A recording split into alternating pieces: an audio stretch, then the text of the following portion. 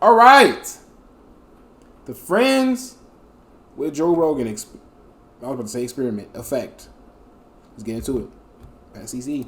Having friends in high places is a cheat code to becoming successful in any industry. Facts. But sometimes it feels like it's the only way to become successful in the entertainment industry. This has become more apparent in the stand-up comedy / podcast industry within the past few years. The Joe Rogan effect, or the Brogan effect, is essentially that any comedian who is friends with, or regularly featured on the Joe Rogan Experience, would have a significant advantage to becoming a wildly successful comedian or podcaster. Some of these comedians you know how much fucking clout you gotta have to do others that? are clearly not cut from the same cloth. Even Cat Williams has been critical of the Rogan sphere. That would be like me being on Joe Rogan. Joe don't want me on there. I need to be on Shannon. Joe got 6 comedians that never been funny. He want to push out. Today we are going to analyze Joe Rogan's impact on the comedy industry and the comics who strategically aligned themselves with Rogan to advance their careers. I ain't gonna let this nigga funny. Oh shit. Anyway. Ari Shaffir, he not really funny to me, but these two niggas funny. Starting with Brendan Schaub. This nigga not Joe funny. convinced to become a comedian only to regret that decision a few years later. In December of 2014, Joe was sitting across the table from UFC heavyweight Brendan Schaub, who was just coming off his second loss in a row, this time by knockout. Joe spent 20 to 30 minutes dissecting Brendan's fighting skill and capabilities, and then blatantly stated that he is not good enough to fight in the UFC. The reality of your skill set, where you at now, I don't see you beating the elite guys. It's not that you don't try hard, it's not that you're not dedicated, it's not that you're not disciplined, it's not that you're not intelligent. There's shit that other people can do that you can't do. Now Joe was just trying to be honest. He was trying to be a good friend. Their other friend, Brian Callen, who is a stand-up comedian, chimed into the conversation to suggest Schaub had a comedy career in front of him. What I care about is the fact that you have a future in other things and you're really good at. Like, you're really funny. Dude, you know how many pictures that I've gotten sent to me that say, don't put me in a sauna, make me my way out? No. He say funny shit. Now, when you have two professional comedians telling you that you are funny, and you already host a successful sports / comedy show, it's obvious that pursuing a comedy career is better than continuing to get knocked out in the UFC. Damn, slept his motherfucking ass. Retired from MMA and began podcasting full time. Schaub has been featured on the Joe Rogan Experience 90 times, which is more than any other guest in history. His exposure to the massive JRE fanbase allowed him to bypass the 10-year grind through small clubs and dive bars that all comedians have to do to build their name in the industry. In less than 1 year, Brendan was doing solo stand-up tours, and his shows were in front of fairly large crowds, considering he had not proved himself as a funny comedian. He started another podcast called The King and the Sting alongside Theo Vaughn. By the end of 2018, Dante dropped a video and produced 3 very successful podcasts, was traveling around the country selling out comedy shows while being aligned with some of the biggest comics in the business after just 2 years in. He then But I'm trying to think, like, I don't know, I can't think of a single time in which I heard this nigga say a joke and it was funny. Released his first stand-up special on Showtime. He doing his thing, I guess. You'd be surprised. Now, releasing a special is a huge moment in a comedian's career, as it stamps a piece of their art that was carefully crafted over. This shit got ranked like a 1.5 out of 10, right? Years of hard work. Most legendary comics waited 8 to 10 years before they were good enough to release their first special. With an average rating of 1.4 out of 10 stars, it's safe to say that comedy fans decided that Brendan was not ready. And while I'm not going to sit here and pick apart his entire special, his first joke about getting a haircut definitely speaks volumes about what he thinks is a good punchline. You go, but don't sweat it, bro. We got Jamal here. He's very good. Just sit in the chair, he'll be right with you. So I sit in the chair, I'm thinking to myself, all right. Clearly Jamal's a black dude. This dude comes out of the bathroom, he's all, what's up, man? I'm Jamal. He was Asian as shit. Feel way better about this if I needed help with math or something, you know? I was just like... The joke is 2 minutes long, but the whole story was about how he got a bad haircut by an Asian barber named Jamal. He also made fun of an Asian doctor. That's an interesting thing, like... Are there actual Asian niggas named Jamal in the world? I just never would have guessed that shit. Fuck it. His injury after his loss to Travis Brown. This giant Asian doctor walks up to him and goes, Mr. Schaub, I'm sorry for your loss. He takes out the biggest syringe you've ever seen in your life, like he's out of a goddamn comic book, goes, Mr. Schaub, I have to numb your lip. You need many, many stitches. This be worth paying your life, guaranteed. Worth paying your life. As if the joke wasn't bad enough, this is the actual voice of the doctor he was mimicking. I take care of all the fighters as well as employees within the UFC family. Even Rogan said years later that Schaub's special was a mistake. The first one, I would have probably tried to talk you out of it, but I already talked you out of fighting. Yeah. And I was like, I can't talk him out of this too. Joe now admits that Brendan was not funny enough to release a special, but continuously allows him to promote his comedy to the millions of JRE viewers. They Hell both nah. convinced the JRE community that Brendan's second comedy special, Gringo Poppy, was going to be much better, and somehow Brendan outdid his last performance, going from 1.4 stars Damn! to 1.1 out of 10 Nigga stars. barely getting a Rogan 1. Continuing to amplify Schaub just pissed off the fandom. This guy is my hero. Average fighter, average podcaster, terrible comedian, awful fight analysis. He's proven you don't have to be great at anything to be successful. Facts. I'm not blaming Joe for the mass hatred towards Schaub.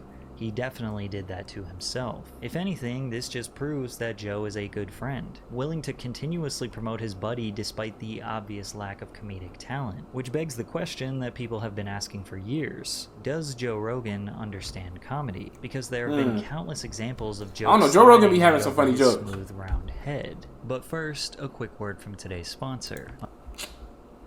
Pat, I fuck with you, bro, because you be making some excellent videos. So I'm gonna let you get the little promo code. Boom. If niggas want to screenshot, get the, you know what I mean? But hey, CC. That's Underdog Fantasy, promo code PatrickCC. Me personally, I don't gamble. Deposit match worth I know up to too many niggas that be $100. losing their money. It makes watching the NBA even more interesting for me. So rep your team This nigga and lying. make your own picks with Underdog. Dolphins commit infanticide. They kill babies. They do it on purpose. Yeah. Well, they killed their own. Mulder was so smart and thought. he did it on purpose. Okay, so the thing is, that was a fucking bad joke. I'm not laughing at that. I'm gonna be honest. I'm hitting him with the side eye that Marby spamming. Full. He wrote my 4 best movies. That's why he died. I made Tusk and Yoga Hosers. Like, without that dog writing for me. How'd he write for you? It's a joke, Joe. He was feral. He was just saying he was so smart. Bro. That shit flew over his head, but that joke won't landed though. He was I ain't gonna so lie. smart. These jokes He's not so landing, funny, bro. bro. These like old white nigga jokes, bro. I'm not laughing at Quite these. land. I Sorry, was missing something. I my wasn't paying bad. attention. Since Joe Rogan has been a comedian for 36 years and is the highest ranking comedy tastemaker, you would assume that no joke would ever have to be explained to him. That all came from a pair of rich, noble. Where were they again? In France? Wiggers, I In think France. they called them. No, Wiggers are white people that wish they were black. It's a totally different thing. Yeah. Now that it's like funny. It's like funny. It's like funny. Yeah. We had the first one at our school growing up, and they put him in learning disabled classes. The How first crazy one is that? ever? Yeah. You guys are the first one ever? I doubt it. Joe being so quick to explain or take a comedian's words so literally is arguably more hilarious than if he just laughed. And to be fair, what makes Theo Von so funny is that you never really know if what he's saying is true or not. You could also not see your body if you want. Like, I'll go sometimes, I remember one time I went like 8 months without seeing my legs. Theo's first appearance on the Joe Rogan Experience As you was tap, in March of what up, bro? 2017. My By shit then, crashed, he already so had a Netflix I don't know special how, that came you know out what I mean? one full year earlier. Now, getting a I Netflix don't know if it comedy froze your special shit. is huge today, and it definitely. Bro, I ain't gonna lie. This nigga Drewski just tongue kissed the fuck out of Ruby Rose. That shit just kind of blew me. I don't know why. Like, why am I seeing this? I thought that was a joke. They actually together. At least niggas can stop fiending over her. Well, I mean, never mind. Zendaya got with Tom Holland and niggas still fiend over her. So never mind. still was in 2016. But you have to consider Netflix had 75% less subscribers back then, so way less people had the potential to see it. It wasn't until Theo started making appearances on podcasts that he developed such a diehard fan base. So getting on Joe Rogan was arguably more important than Netflix. And it was on this very first appearance where Theo's ridiculousness and Joe's killing the joke dynamic was established. Like if a plane crashed, I already know I'm planning ahead, dude. I'd eat a Vietnamese guy. Why?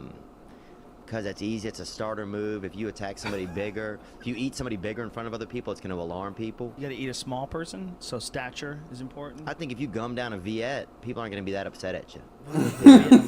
People are going to be super upset. What are you talking about? No, they're Somebody's okay. dad. Yeah, they're more understanding of things, dude. Joe begins to take Theo seriously and starts talking about why Theo's wrong here. But Theo is a master and is able to use Joe's own boring tangent as the punchline. But what is interesting is like Vietnam is one of the few places where Americans can go back to Vietnam and they don't seem to hold any grudge at all. Exhibit A. Exhibit A, man, honestly. Theo told another story about being neighbors with and working out with David Duke, who was a KKK member elected as a Louisiana state representative. What? Instead of hearing Theo's insane story, Joe just began searching Wikipedia to learn about David instead. He touted himself as a pro-life fiscal conservative, was known as an ex-Klan member. He eschewed overtly racist language and instead pointed to crime in the city, criticizing affirmative action and minority set-asides. Yeah, I just did chest and tries with him, so I wasn't in all that. We just did basic workouts. Title this, Like Joe it's interrupts stupid, another right? guest's story to try and remember something that doesn't even contribute to the conversation. Despite this, Theo did make Joe laugh a lot. Some argue that the only time Joe ever belly laughs is because of Theo. Oh, dude, I used to do, sometimes I would do so much cocaine, my freaking eyes would dry out. And, Look at you grinding. You're thinking about it, girl. You go deep, huh? oh, dude. But you're that dude. You go deep with whatever the f you're doing. I Let's like go. to get right on the... I like to be a peeping Tom if I can. What the fuck does I'll that watch your mean? whole family eat dinner. The demand for Theo Von content exploded. The JRE Clips channel would post animated versions of Theo and Joe's conversations that received millions of views, since Theo's recollection of small specific details made it so easy to paint a picture. Every time Theo would appear on JRE, he received a huge boost in subscribers, helping him grow his own This Past Weekend podcast. On his third Rogan appearance on July 6, 2018, he posted his podcast with Jordan Peterson the exact same day, which became his most viewed video on his channel for years. Despite the obvious advantage Theo had by being Joe's friend, he did not abuse it. He's only been a guest on the podcast 7 times in 8 years. Theo clearly wanted to build a name for himself, start his own empire, and create an environment where people would understand him and his humor instead of Joe missing 50% of his jokes. And at this point, the awkward silence where Joe either ignores a joke or doesn't understand it, and then the comedian is trying to figure out how to pivot, is funnier than if the joke just actually landed. Everyone has the right to be whatever the f they are. What do you think? I think so. What about Nazis? They have the more of a right. A third right. Dad jokes don't land. I be trying to tell niggas. Dad jokes aren't funny, boy. A third right? Oh my god, you are nerdy. That's like a nerdy dad joke, bruh. Fuck out of here. Reich? What does that even mean? What is Third Reich? No, but Joe Rogan, the fact that this nigga be missing some of these jokes is kind of crazy though. Like, what, he probably the type of nigga that was thinking of the next conversation and not really all the way locked in with the current conversation. I guarantee you, bro. That's how he can keep the shit flowing. Reich is, but I don't even know what it means. Take a guess. I literally have no idea what that means. You could argue that Joe's podcast is so multifaceted, covering a wide range of topics such as news, pop culture, UFC, cold plunging, alien conspiracies, DMT, chimpanzees, that it's difficult for him to immediately assess a joke when he is discussing something serious. Then again, why wouldn't you expect a comedian to crack jokes no matter what you're talking about? That's their job. Or maybe Joe is playing the straight man role, which is the partner in a comedy team who feeds lines to the other comedian who then makes witty replies. One person we can guarantee he is not playing this role to is Brian Callen. Joe and Brian have been friends for decades, and Brian has co-hosted the podcast 85 times. Damn! I think Joe would understand that Brian pretending to be a tough guy is a funny gimmick since he is a small old man. I got bullied for a full year, and it turned me into a fucking, if somebody tried to bully me, I'll show up at your house and kill you. That's what happens. I get so angry. I'm not buying that hate when he even talks remotely. like that. I hate when... Hey, That's bro, not true. You fucking bully me. If I you know what bully you you, try bullying me right now, mother. Hold on, let me handle Here's this. the problem. Here's the problem. You've talked to too many guys that let you say shit like that, and then it becomes like vernacular. And in case you're wondering, this is how you're supposed to riff with Brian when he starts running his mouth. I'm gonna tell you this right now. Yeah. Watch your tongue. Okay. What's gonna happen? What are you gonna do? Use some of that boxing you've been doing? Nigga on his ass. But since Joe has been a die-hard UFC fan and employee since day one, he is not even remotely interested in joking about it. Should they do something like that in UFC where different people that are more behind the scenes fight each other? No. So, you versus Bruce Buffer. No.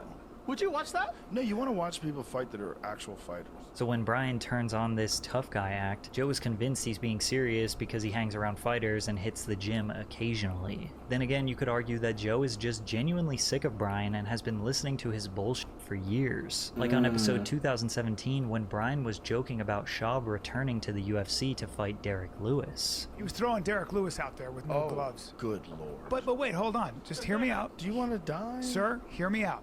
What? I'm just talking about just shoot a blast double. Shut the Take the ground, and then we got that. The f up. Shut the f up.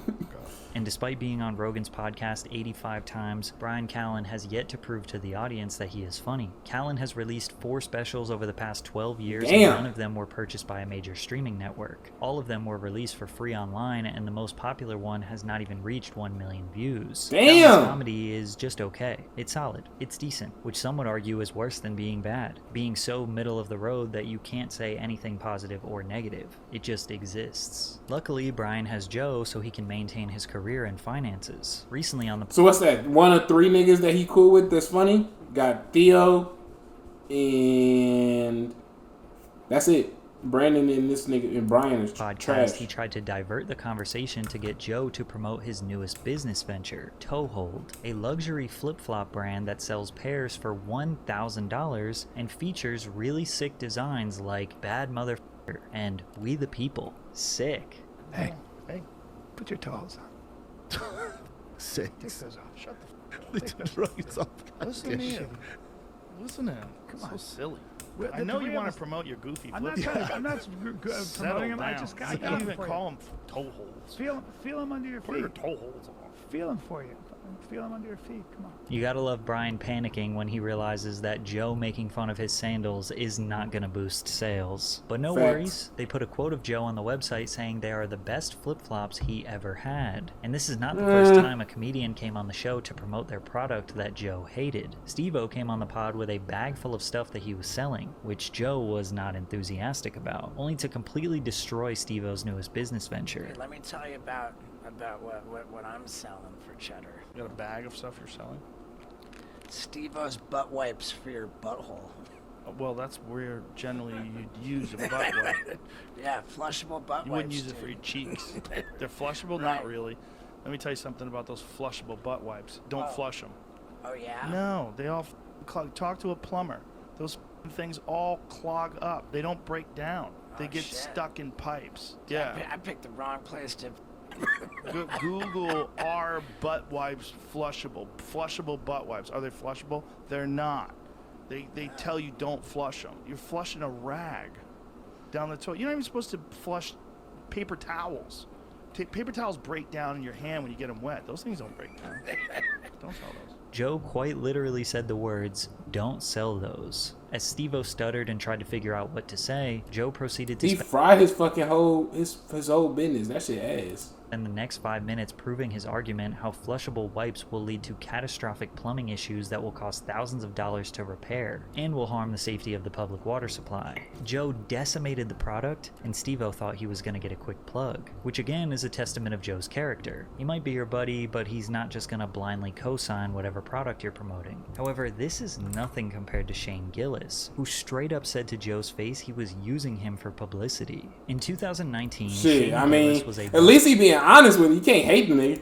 Comedian recognized by the industry for being a rising star. He secured the coveted position as a writer for Saturday Night Live. Having SNL on your resume is strong enough to build an entire career off of. However, Shane was fired just 5 days later, making it the shortest tenure. This nigga was in being SNL racist history. and homophobic. He was fired for making a racist joke on his podcast where he used the CH slur to describe Chinese people in a joke. 2 years after he was fired, Shane went on Rogan's podcast to tell the story. Shane was detailing the events that led to his termination and tried to make a joke about the conversation he had with Lorne Michaels, the SNL producer who was about to fire him. If I get fired here, whatever, I'll just go do Joe Rogan next week and I'll be fine.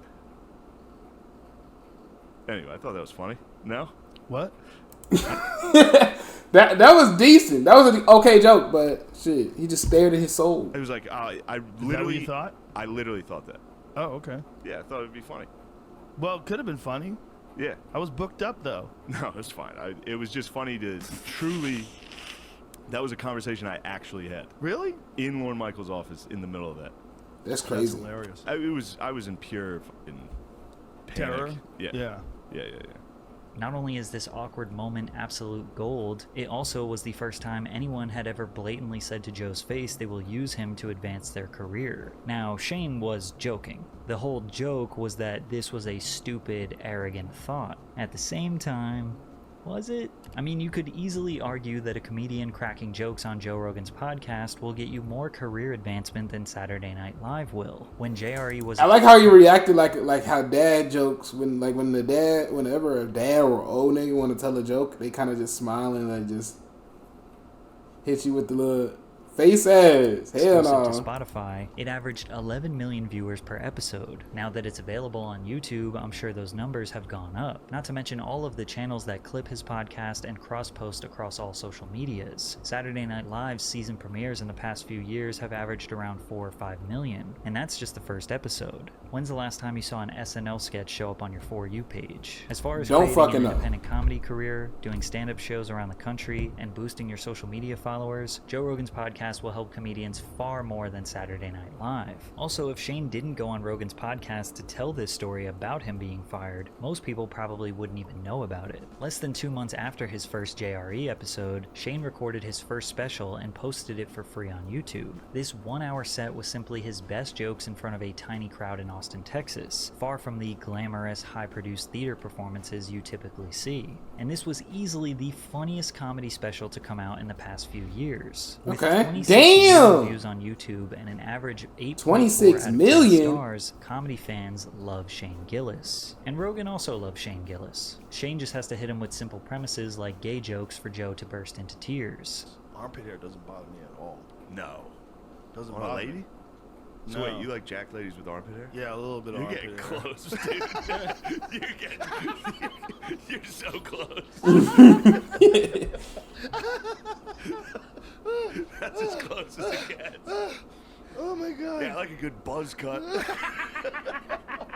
In fact, Joe thought Shane was so funny that they started a podcast within the JRE podcast called Protect Our Parks. Rogan, Gillis, Ari Shaffir, and Mark Norman have done a 3 to 4 hour podcast roughly once I'm gonna cover the nigga that's not funny face.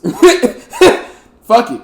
per month for the past 2 years. Within those 2 years, Netflix bought Shane's second special, Beautiful Dogs. With Netflix comedy being more relevant than ever, this was a huge opportunity for Shane. I seen clips of that. The special was posted on his own YouTube page. You could argue that maybe he got some biased favoritism. However, Netflix would expose him to a much more broad, unbiased audience, and he seemingly won them over as well, securing a 7.9 out of 10 star rating. Shane Gillis is definitely one of the funniest comedians to come out of the Rogan sphere. He is an example of a him and comedian Theo who would have gotten to this level of fame and recognition regardless. So wait, he gonna talk about Bert Kreischer and is it Bert or Brett?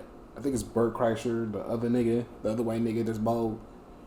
Friends with Joe Rogan helped speed up that process a little bit. But besides Shane Gillis and Theo Vaughn, the JRE community is sick and tired of the rest of Joe's core group. See? Ari Shaffir, Bert Kreischer, and even Tom Segura are not celebrated like they used to be. In 2010, Joe invited Ari on the third ever episode of the Joe Rogan Experience podcast. Ari was in 9 of the first 100 episodes and has been a guest over 60 times. Fuck. All his homies in the top 5. Well, except Joey It's safe to Diaz. say he is a day one JRE community member, yet he isn't exactly the most beloved. Ari is not necessarily disliked for his humor, as he is most definitely a seasoned comedian who will make you laugh. But on multiple occasions, his jokes come off as mean-spirited and hateful. For example, 4 hours after the reports of the death of I saw Kobe this. This Bryant nigga and was his fucking daughter wildin'. Gianna, Ari posted a tweet celebrating his death, and then after catching a huge wave of criticism from this tweet, he shortly doubled down with a video. As I know, there's always a lot of hate and pain in the world, and there's always a bunch of terrible stories. And every once in a while, there's a good story. Good story comes out. The guy who got away with it got his today.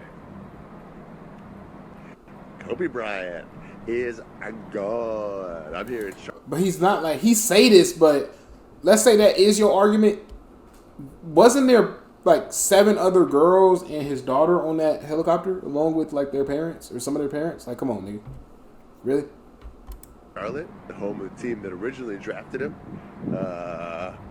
maybe he wouldn't have put that chick in Denver if he had stayed in Charlotte with the Hornets. But anyway, the point is, dude, it's like... Rogan tried to explain to his viewers that this is just a part of who Ari is. No, I never want to say it's a good thing that he did that, but he needed to know that there are consequences for just saying ridiculous shit that you're not supposed to say when people die. And like the good friend Facts. that Rogan is, he even went as far as taking partial responsibility for another grown man's actions to try and take some of the heat off Ari's back. One part of me feels responsible. This is why. I convinced him that he could have an iPhone and that he could be okay. Just put a timer on it. I go, just put a timer on it. I go, my daughter has a timer on her phone. She can only use it for an hour a day. Just put a timer on your phone. And he should have stuck with a flip phone, man. Then again, Rogan simply laughed off Ari's behavior when he decided to spike Bert Kreischer's drink with Molly. One night, Bert invited his friend and fellow comedian Ari Shaffir over to his house to do a podcast. Ari shook Bert's 13 and 15-year-old daughter's hands, walked into the podcast room where they were going to share some drinks. Then Ari decided to secretly slip a capsule of MDMA, aka Molly, into Bert's drink without him knowing. Molly! Bert went into a full-blown panic, and it didn't make it any easier that he had to get on a flight early the next morning. But Joe Rogan thought the situation was hilarious. Because he spiked Bert. He gave his friend Molly? That's not okay. It's not okay. But wait, that's hilarious, though. Still hilarious. I don't believe your fake anger. There's no fake anger in this. I was. Weird one. Here's what I did. I was on your side with this, Ari. Thank you. I appreciate it. I appreciate it. End of story. Thank you. No, he said he's not on your side. That's not what I heard.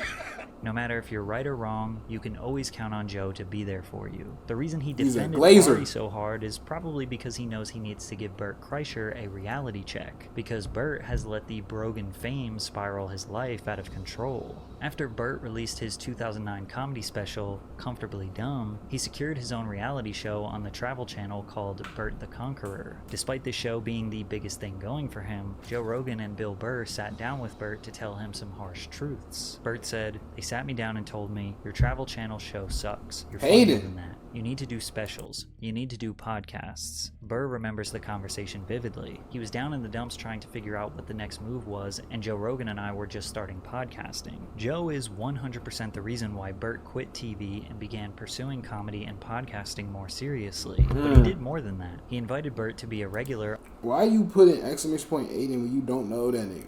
On JRE from the very beginning. Bert has been a guest 37 times. In the beginning, the JRE community treated him like their funny fat friend who has some of the most ridiculous stories. He became wildly successful, securing multiple Nigga just be Netflix performing with no specials, shirt? his own reality TV show called The Cabin with Bert. The 2021/2022 Birdie Boy Tour was ranked number 4 in the top 10 highest grossing tours of the year, achieving a gross revenue of $23 million, selling 369,000 tickets over the course of 148 shows, and he even released his own feature film about his life that was in theaters. But the more successful he became, the more self-centered he became, once even referring to fans as pedestrians. It's so funny. A comic's brain is so different than a pedestrian's brain. But it just got worse. His alcohol addiction got That's out of not even control. that bad. His health was severely deteriorating. He became more obnoxious, constantly interrupting people, constantly wanting to be the center of attention. It got so bad where I almost bought that hat. That hat hard. Joe just needed to humble him. Both Tom and Christina are Hold very on. nice people, I'm gonna be and they'll devil's be advocate. very. I'm gonna be devil's advocate. Shut the fuck up for a second. Or how about the time Bert tried to convince himself that Netflix photoshopped a different man's stomach on his body for the flyer of his Secret Time special? Explain. My belly has fallen over like everyone else's. When I did Secret Time, I didn't realize that it already happened until they did the billboard of it. And they did the billboard, and I go, "That's not my stomach. My stomach's tight." And it was complete. You have the craziest, most delusional perspective. Realizing they're not going to budge, Bert tries to get Joe to compliment his shoulders. Thought your belly was smaller than that. I thought I was in great shape. And they put that up on Melrose, and I saw it. I drove past it, and I go, "Oh, they must have put someone else's belly on me or photoshopped it." Yeah, like and this is like when you go like, I have legit the best shoulders. I do. Hold on, I do. I have legit great shoulders, like great fucking shoulders. Niggas delusional. No, you don't. So they're ripping through this shirt right now. Yeah, but you say No, you things just you bought don't a really boy mean shirt. it, right? Like No, when you say I things kinda you mean know it. they're not true. Whether you think he deserves it or not, Joe Rogan has become the biggest comedy tastemaker. Y'all saw that Gideon got braces, bro? Mention how he moved to Austin, Texas, opened his own comedy club, and created vast new opportunities for comics to maintain their careers. Most comedians don't rely on Joe's podcast for their relevance, but going on there and cracking some jokes isn't all that different than the 90s version of doing a 5-minute set on late night television. The only difference is there's no live crowd, and all you gotta do is make one bald conspiracy theorist who barely understands when you are joking laugh a little bit. And yeah, sure, maybe Joe has given some of his buddies an unfair advantage. The good news is you don't have to listen to them, nor do you have to buy tickets to their stand-up or watch their specials. One thing you can't say about Joe is that he's not a great friend. I value loyalty a lot. And He be throwing lobs to niggas. You know, sitting with Joe. You need a person like Joe Rogan in your Joe's circle. getting canceled for something. They didn't want him. Maybe you got to be the Joe Rogan. The fights, and you on the phone offered your resignation over this. I got teary-eyed over that. Joe Rogan has been very loyal to me, and I am very loyal to Joe Rogan. It's crazy because at a certain point I thought they was the same nigga.